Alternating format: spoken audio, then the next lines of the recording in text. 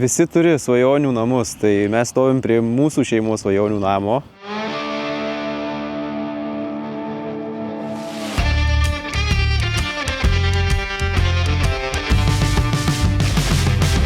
Svajonių namas būtent kaimo vietovėje šiuolaikiškas, modernus ir, kaip aš sakau, kabutėse skandinavas, piktas namas.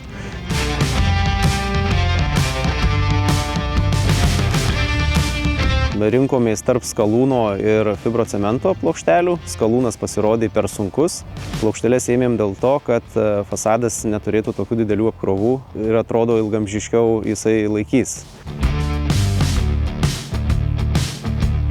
Meistras labai geras, prasiskambino, kas būtent dirba su cedraliu, tai berods apie Šiaulių kraštą būtent kas deda. Tai pasidarius tam tikrus trafaretus, pasibandžius dėti stogo dangą, grubiai per 7 darbo dienas buvo 300 kvadratų, tai yra 2 plokštumos padarytos. Tai paskui, kai padarė, sako, pradžia buvo sunki, dideliais akys, daug baimės, o toliau rezultatas kalba pats už save.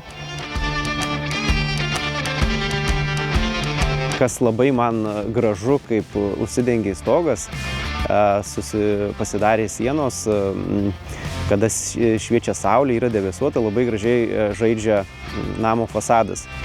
Tai tikrai įspūdingas produktas, kuris šiai dienai tikrai man patinka ir ne vienam žmogui rekomenduoju.